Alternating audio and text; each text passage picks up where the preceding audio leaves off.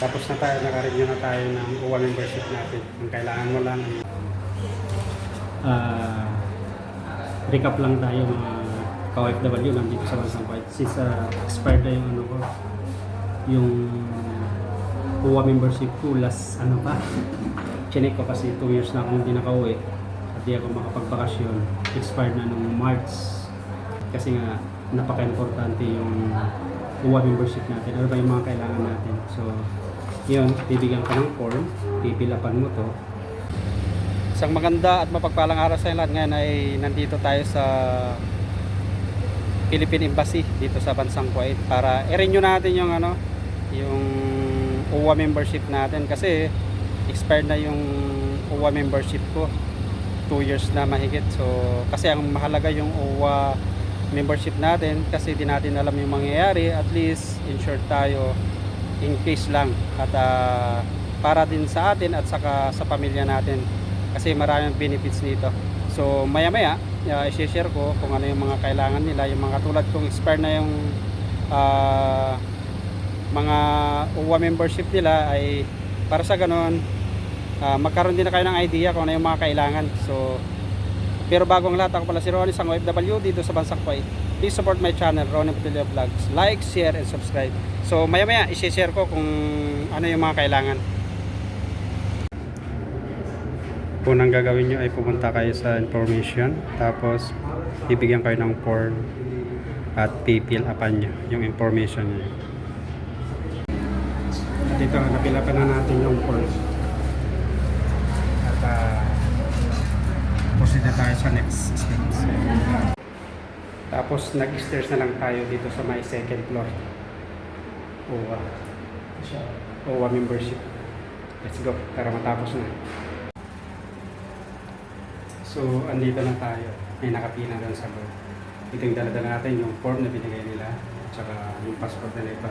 Kung may karagdagang pang requirements, i-share ko sa inyo. Magbabayad lang sana ako ng ano, ng renew ng UWA. Same company po. Exacto. Ano ba? Yeah, ID. Civil ID. Wala pa akong panukli. May bariyang ID muna. Ma'am, civil ID.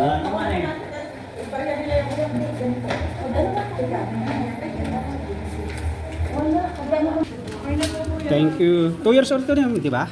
2 years ulit. Oo, kasi nung di ako sa umuwi, March pa to. Salamat.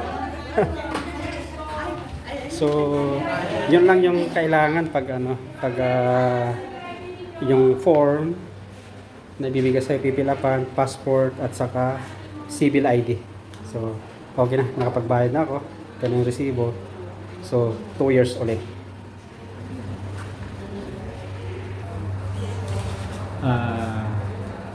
Recap lang tayo mga ka-OFW nandito sa bansang Kuwait. Since expired na yung ano ko, yung UWA membership ko last ano pa.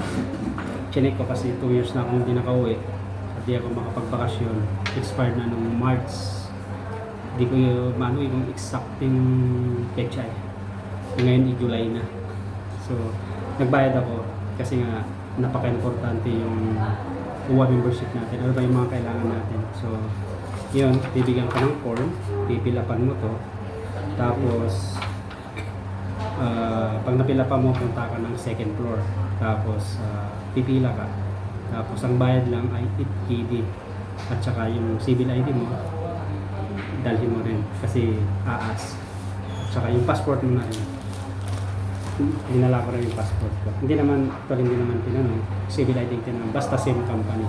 Ngayon kung nagpalit kayo ng company, kailangan nyo ba magpa-verify ng yung contract. So yun lang, napaka-importante na bayaran natin yung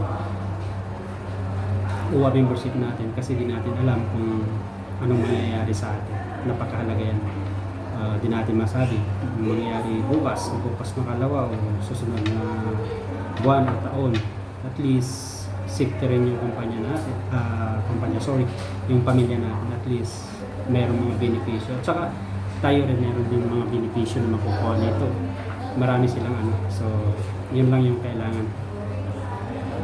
Philippine Embassy dito sa may Kuwait.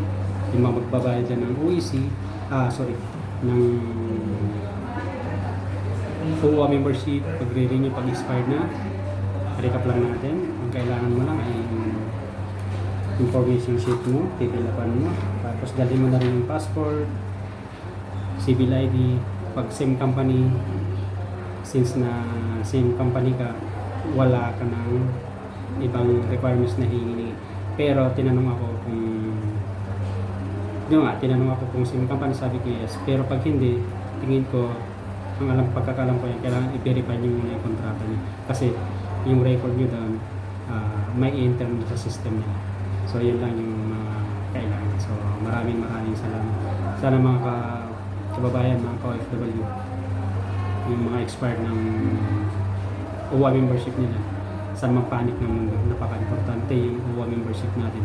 Kasi natin alam, kung sabi ko, di alam natin ang mangyayari ngayon, bukas makaliwa, sunod na buwan, sunod na taon. At least, insured tayo. So, yun lang mga kababayan, mga ka-OFW, saan man sulat ng mundo. At again, ako pala ulit si Ronnie sa OFW dito sa Bansang Kuwait. So, bayad na tayo. Nandito yan. At saka, 8KD pala yung membership. So, ito na yung resibo ko. So, okay na siya. 8KD yung binayaran ko.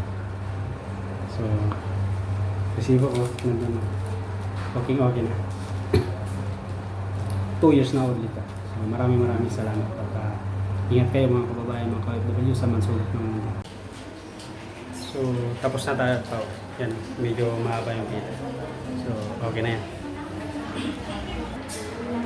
So, okay na tayo. Nakabayad na tayo. Dito lang sa may second floor.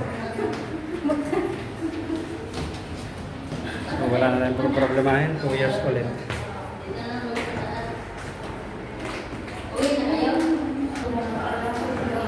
So, mag-stairs na lang tayo. At least, tapos na tayo.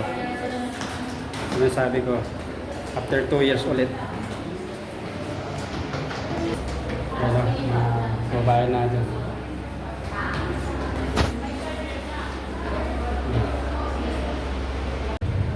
So, ito, patapos na tayo at hinihintay ko lang yung taxi na sinakyan ko. Siya na lang din ulit yung sasakyan ng pauwi. So, madali lang, saglit lang kapag same employer magbayad ng yun nga, OWA renewal membership 8KD. Kasi napaka-importante para sa atin na na bayaran natin yung OWA membership natin. So, kapag ikaw ay isang OFW, kahit sa mang panig ng mundo, kapag yung OWA mo is expired na, kasi nga every 2 years i-renew mo, kasi hindi marami tayong benefits na ma-avail na. At saka tulad sabi ko, di natin alam anong mangyayari bukas, ngayon, bukas makalawa, next week, next month, okay, next year, kasi 2 years naman yung na validity. So maraming salamat sa iyong pagsama mga ka-OFW sa masulok ng mundo. Tulad sabi ko, i-renew na rin yung OWA membership pag expired na. So maraming sa pagsama at kita-kits sa masunod kong videos. At ako pala ulit si Ronnie sa OFW dito sa Bansang Kuwait. Please support my channel, like, share, and subscribe. Have a great day to all of you.